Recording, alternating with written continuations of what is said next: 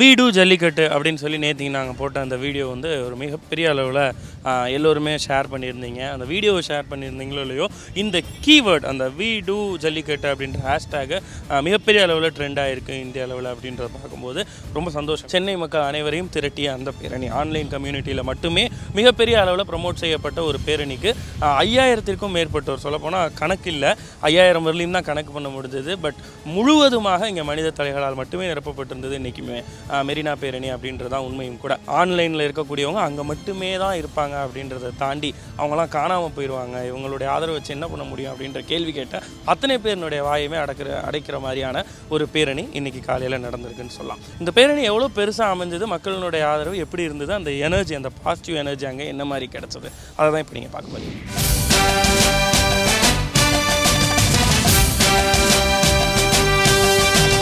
புது பாட்டு பாடிடுவோம், புது பாட்டு தொலைதூர பயணத்தின் வழிபாட்டு, கண்ணியரை தாழையரை நம் பாட்டு போட்டு சேர்ந்து செல்வோம் பாடு, கண்ணியரை தாழையரை நம் பாட்டு போட்டு சேர்ந்து செல்வோம் பாடு, புது பாட்டு பாடிடுவோம், புது பாட்டு தொலைதூர பயணத்தின் வழிபாட்டு.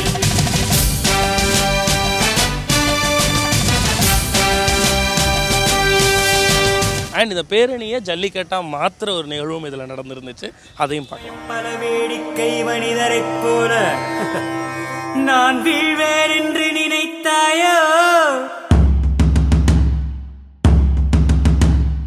அச்சமில்லை அச்சமில்லை அச்சம் என்பதில்லையே, இச்சகத்திலோரெல்லாம் எதிர்த்து நின்ற போதினும் அச்சமில்லை அச்சமில்லை அச்சம் என்பதில்லையே. ஸோ இதை ஆர்கனைஸ் பண்ணியிருந்த கேர் அண்ட் வெல்ஃபேர் டீம் அவங்கள வந்து நிச்சயமாக இந்த நேரத்தில் நம்ம நன்றிகளை சொல்லணும். ஏன்னா நாங்கள்லாம் ஜஸ்ட் ஃபேஸஸ் இதில் கலந்துக்கிட்ட அந்த ஒரு 7000 பேரில் ஒரு 5 பேரோ 6 பேரோ ஸ்மைல் சைட்லேருந்து வந்தோம். பட் அதை தாண்டி இவ்வளோ பெரிய விஷயத்தை செஞ்சு அதை ப்ராப்பராக நடத்தி அமைதியான முறையில் அதை முடிச்சும் கொடுத்துருக்காங்க. சரி, இதெல்லாம் தாண்டி அடுத்த கட்டம் என்ன அப்படின்றத சிலர்கிட்ட நம்ம கேட்க போகிறோம். நான் பாலகுமார் சோமு. நடந்துக்கிட்டு இருந்த காலத்தில் நாங்கள் போயிருந்தோம். நிரந்தர தடை வாங்கணும், இவ்வளோ டார்ச்சர் நடக்குது அவ்வளோ நடக்குதுன்னு சொல்லி மேலும் மேலும் ப்ரெஷர் கொடுக்கும்போது தான் எங்களுக்கு வந்து 2 விதமான எக்ஸ்ட்ரீம் வியூஸும் கிடைக்கிது. ஒரு பக்கம் நாங்கள் போகிற இடத்துலலாம் எந்த விதமான டார்ச்சரையும் எங்களால் பார்க்க முடியலை, ரெக்கார்ட் பண்ண முடியலை. இன்னொரு பக்கம் அவங்க நடக்குதுன்னு சொல்லி ப்ரெஷர் கொடுத்துட்டே இருக்காங்க. எங்களுக்கு வந்த ப்ரெஷரும் வெளிநாட்டு ஃபண்டிங்லேருந்து வடநாட்டுக்காரர்களுக்கு அந்த அமைப்புகளுக்கு வந்த பணம் கொடுத்த அழுத்தம் தான், வேறு எதுவுமே கிடையாது. அங்கே வந்து விவசாயிகளை காப்பாற்றினது லைவ் ஸ்டாக் தான், கால்நடைகள் தான். இந்த கால்நடை செல்வத்தை அவன் அழிச்சிட்டான்னா இன்றைக்கி தஞ்சாவூரில் நம் விவசாயிகள் எப்படி செத்து மடிகிறார்களோ அதே மாதிரி ஒரு சூழ்நிலை தமிழகம் பூராவும் வரும். அதை வந்து நாம் விடக்கூடாது. வணக்கம், என் பேர் Himakiran, biodiversity conservation council of India secretary, அப்புறம் சேனாபதி காங்கேயம் கால்நடை ஆராய்ச்சி மையத்தில் ட்ரஸ்டி.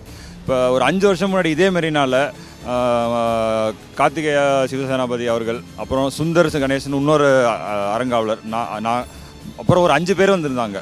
பீட்டா வந்து பொங்கலுக்கு முன்னாடி வந்து ஒரு ப்ரொடெஸ்ட் பண்ணுவாங்க. எப்போவுமே சென்னையில் ஒரு 10 பேரை கூப்பிட்டு வந்து கோமாளி ட்ரெஸ் மாட்டி விட்டு எடுப்பாங்க. நாங்கள் என்ன சொன்னோன்னா, அந்த வருஷம் நாங்கள் வரோம், ஆதரவாக நாங்கள் சப்போர்ட் பண்ணுறோம், தமிழ்ஸ் அகெயின்ஸ்ட் ஜல்லிக்கட்டு அப்படின்னு ஒரு 10 பேரை அவங்க காட்டுவாங்க. நாங்கள் வந்து 5 வருஷம் முன்னாடி 12 பேர் தான் இருந்தோம் மொத்தமாக. அங்கே ரோட்டில் நடந்து போகிறவங்க, அப்புறம் 2 போலீஸ்காரங்க, நீங்கள் பண்ணுங்கள் ஒன்றும் பிரச்சனை இல்லை, பர்மிஷன் கூட வாங்கலை. அப்போ அது வந்து இன்றைக்கி 5000 இருக்குது. 8000 வருஷம் ஒரு பரிணாம வளர்ச்சியில் வந்த ஒரு விஷயம் அது. நாட்டு மாடு நீங்கள் ஒரு இனம் திருப்பி கொண்டு வர முடியாது, அதை உருவாக்க முடியாது. நம்ம நிஜமான வெற்றி எப்போ வரும்னா, டெல்லியில் இருக்கிற மக்களை இந்த மாதிரி பேச வைக்கணும். 5 நாளுக்குள்ளே வந்து அவசர சட்டம் கொண்டு வாங்க இந்த வருஷத்துக்கு. ஆனால் நிரந்தர தீர்வு வந்து prevention of cruelty to animals act, அது தமிழில் சொல்லணும்னா விலங்கு வன்கொடுமை தடுப்பு சட்டம். அதில் குறிப்பாக செக்ஷன் 5, செக்ஷன் 11, செக்ஷன் 21, செக்ஷன் 28, இந்த 4 செக்ஷன்லையும் வந்து மாற்றி ஜல்லிக்கட்டுக்கு தனியாக ஒரு விதிவிலக்கு கொண்டு வரணும். இந்த நபர்கள் இவங்கள தான் நம்ம நேற்றுக்கு வீடியோலையும் குறிப்பிட்டிருந்தோம். வருடம் முழுவதும் ஜல்லிக்கட்டுக்காக போராடக்கூடியவங்க இவங்க. ஸோ இப்போ நம்ம சொன்ன அந்த ஆர்டினன்ஸ் பாஸ் பண்ணணும், நேஷ்னல் மீடியாஸ்னோட அட்டென்ஷன் எடுக்கணும், அது எல்லாத்தையும் தாண்டி அந்த நம்பர் 3 இப்போவும் அந்த நம்பர் 3 சஸ்பென்ஸாக தான் வச்சுருக்கோம். மெரினாவிலேயே நடத்திட்டோம், வெளியில் நடத்த முடியாதா? ஸோ தைரியமாக சொல்லலாம் வி டூ ஜல்லிக்கட்டு. அண்ட் இந்த ஹேஷ்டேக்கோட தொடர்ந்து நம்மளுடைய சப்போர்ட்டை ஜல்லிக்கட்டுக்கு கொடுத்துக்கிட்டே இருப்போம். டெல்லியில் இருக்கக்கூடியவங்க அதிர்ந்து போகிற அளவுக்கு நம்மளுடைய ஆதரவை பெருமளவில் காமிக்கிறதுக்கான சரியான தருணம் இதுதான். It's time for action. We do Jallikattu. We do Jallikattu. இனி தேம்பரும் என்பதும் பால்வரும் என்பதும் ஜோசியமானதடா. அட காட்டைகளே இனி தீர்வுகள் என்பது சூசகமானதடா. மனிதா மனிதா இனி உன் விழிகள் சிவந்தால் உலகம் விரியும்.